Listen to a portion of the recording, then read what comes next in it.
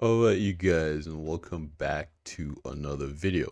And today I want to kind of go over a lot of the information that has been coming out on Reddit and Spectrum. So a lot of this information is coming from data mined XML files that people are finding in the Evo Cardi builds. Now, what CAG essentially said is that the 324.2 build is on 4.0. So realistically, this information is not going to be in 324.2, but rather 4.0 or 4.0.x patch.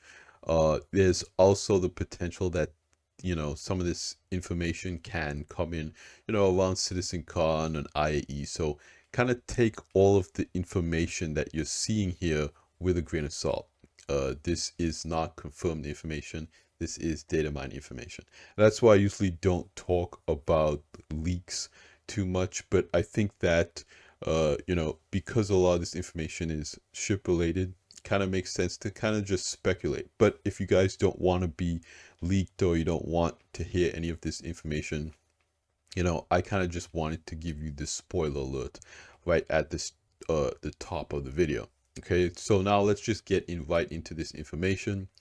And first off, I wanted to take a look at the Polaris. Okay, so now we have a lot of new information coming out about the Polaris here.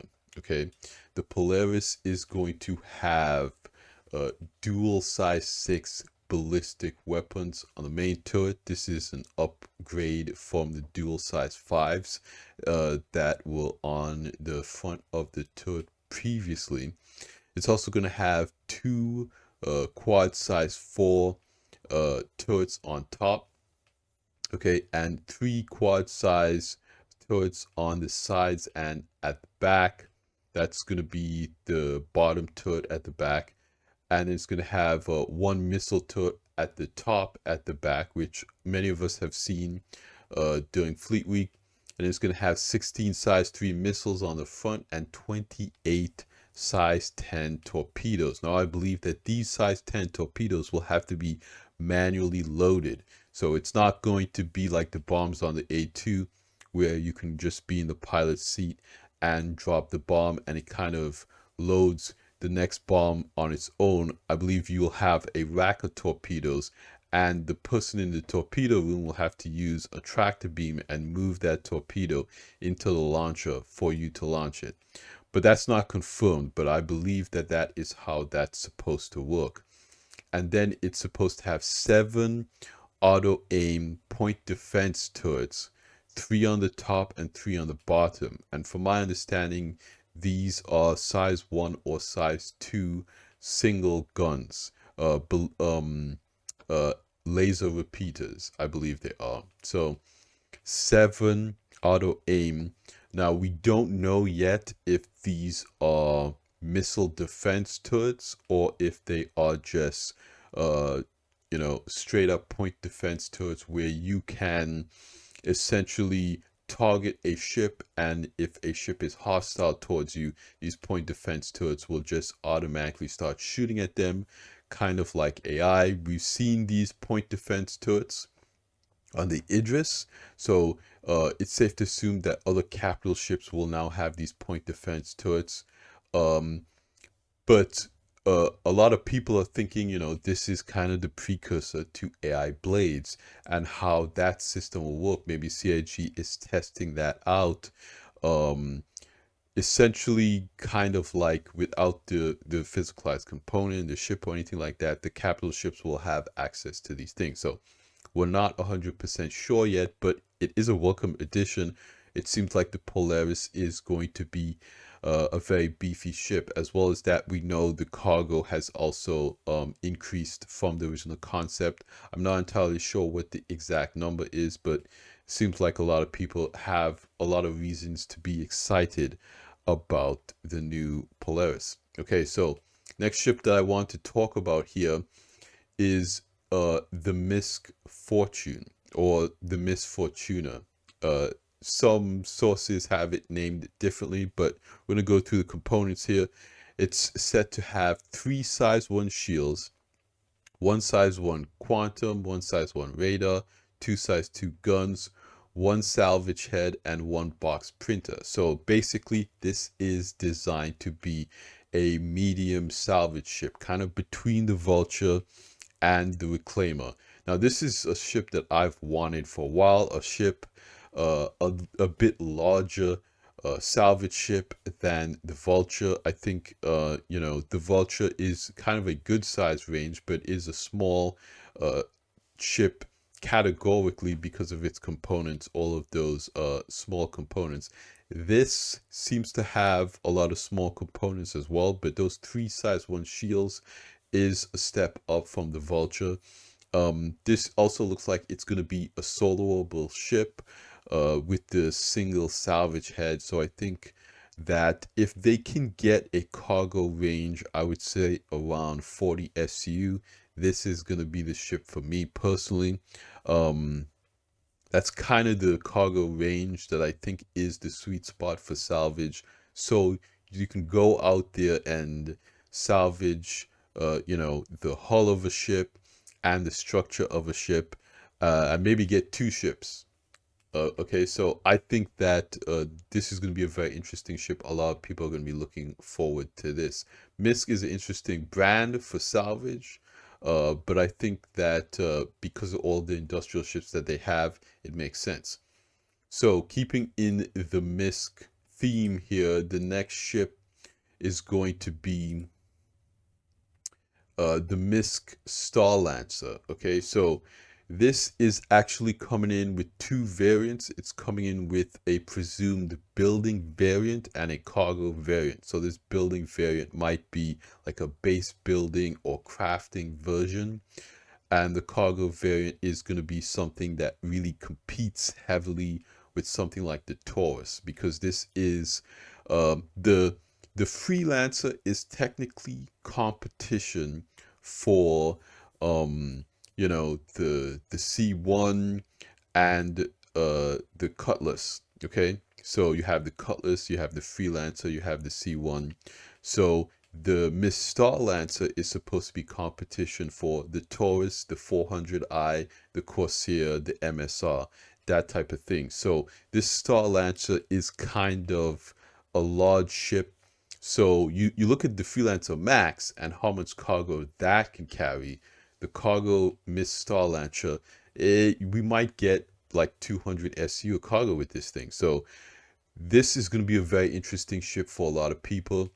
And then, so let's just go over the components. We have one size 2 cooler, power plant, quantum, and radar. But then we have one size 3 large shield. Okay. Then we have the pilot has 2 size 4 guns, and there are 2 turrets with 2 size 4s on them each. Okay. Then we have 16 size 2 missiles and a drone seat for the building variant. So that's very interesting. The potential for drone gameplay is going to be very interesting for a lot of people as well. We haven't really seen the drone tech in game yet, so more than likely this is going to be some kind of concept sale. I don't think that this is going to be a straight to flyable ship, but I could be wrong. CAG might release the cargo variant first and then the building variant a little bit later. I know that CAG is very eager to get base building and that type of gameplay in the community's hands. They showed it off at last year's CitizenCon. They're probably going to show it off again at this year's CitizenCon, and to kind of drum up some interest in that system, so we kind of see what's going on with it. Okay, again, I think that this ship becoming immediately available, during IAE or something like that, I don't think that's likely, but I do think that, this is going to be something that's going to be popular with a lot of people, the cargo version and the building version. No estimations of what the price could be, but, I'm thinking that kind of MSR Corsair price range. MISC ships typically aren't too expensive, so you're probably going to be looking at something like $300. Again, that's just a totally wild guess. We're just going over leaks here, so let's keep going.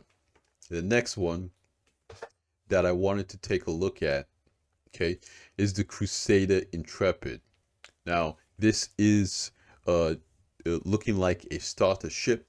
Okay, it has one bespoke gun with an asymmetrical design, all size 1 components, 8 missiles. Now, in the XML files, it says that this ship has a cargo grid and an elevator and a suit locker inside. So more than likely, this is going to be competition for the Drake Cutter. Now, right now, I would say the Drake Cutter and its line of ships is, you know, the go-to starter ship, aside, of course, from the Avenger.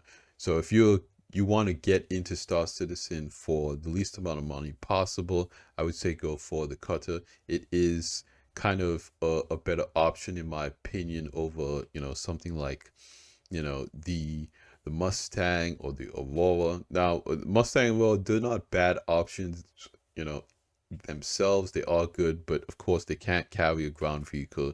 You know, they don't have the kind of modern creature comforts that the ship team is kind of putting out now. So I think that this is going to be attractive to a lot of people. A lot of people really like Crusader. Crusader doesn't have a starter ship yet. This kind of fills out their lineup a little bit better. Okay, so now they have a starter ship.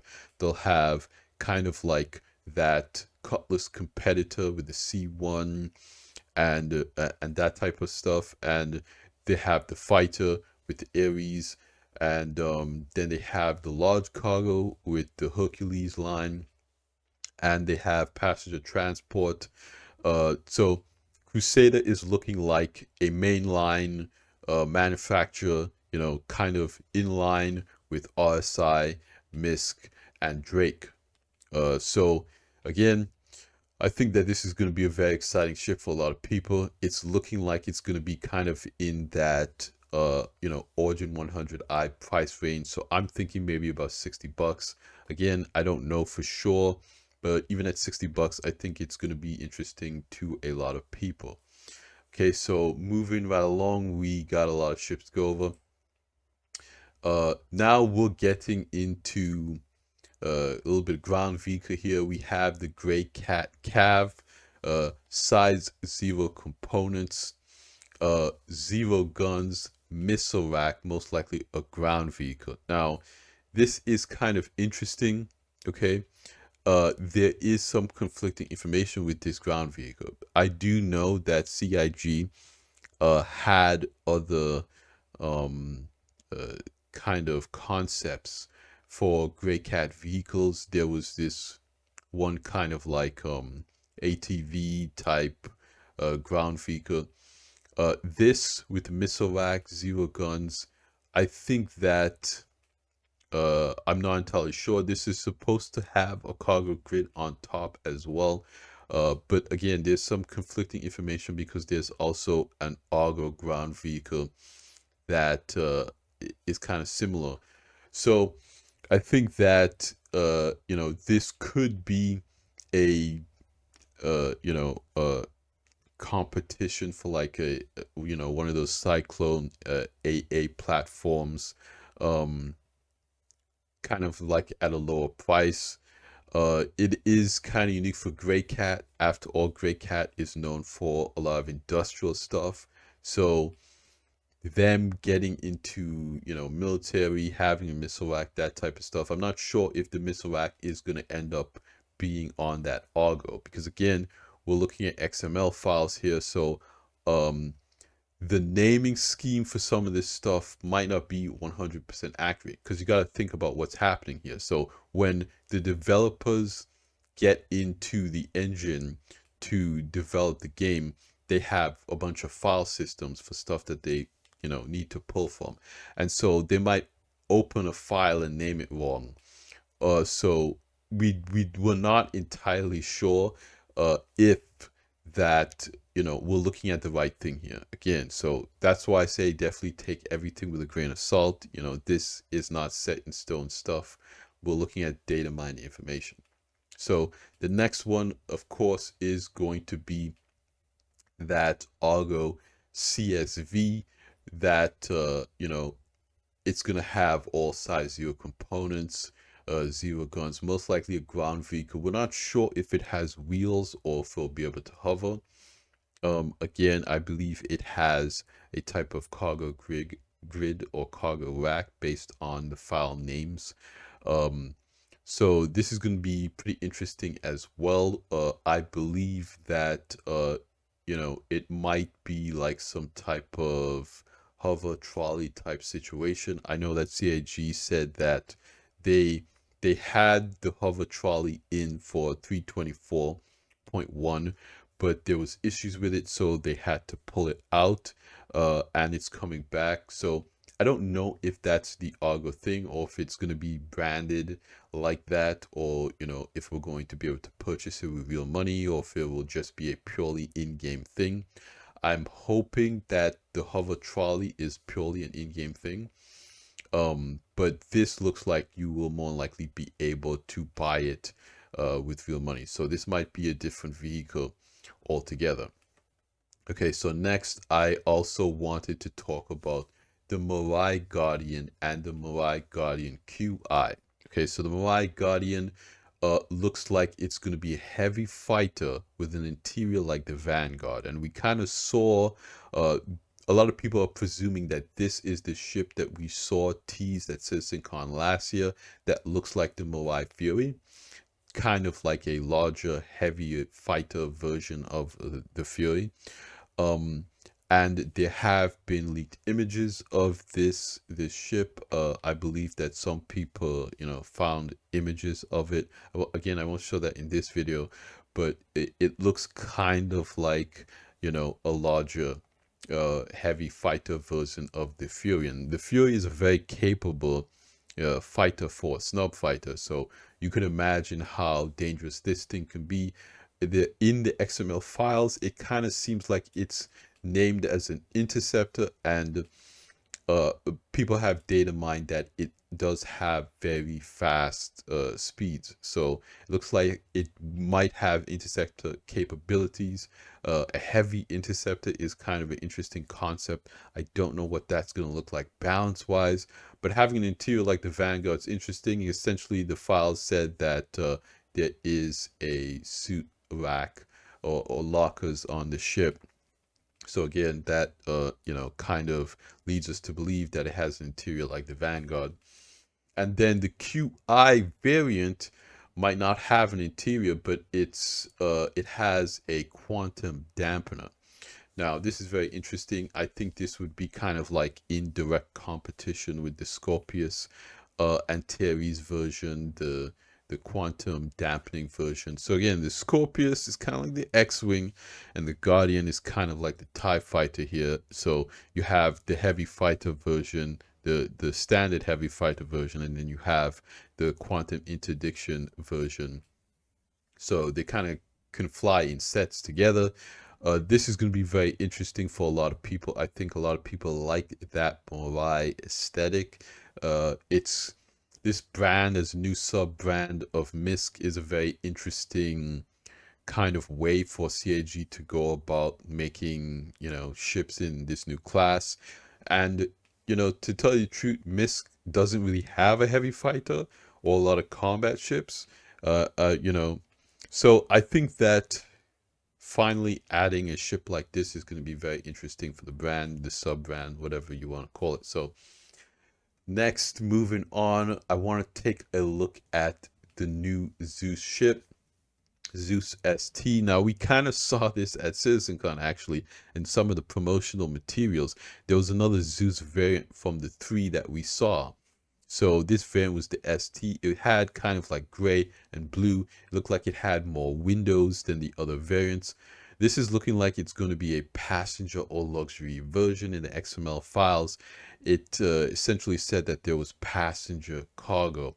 And again, we can't really extrapolate too much from this because, again, these XML files, they could be named, incorrectly, or you know, they can allude to different things. Sometimes CAG also even trolls the community by putting, you know, different naming schemes in the XML files. They kind of did that with the April Fool's Day prank with the MISC Raptor, which turned out to be, you know, the trash cleaning ground vehicle. So yeah, at the end of the day, we know the ship exists for sure. We've seen it in the promotional material at CitizenCon and or in the, you know, on the promotional page or whatever website. CIG quickly kind of updated the website, so it didn't have it there. But again, the release material at CitizenCon had all 4 versions of the Zeus on the screen, and a lot of people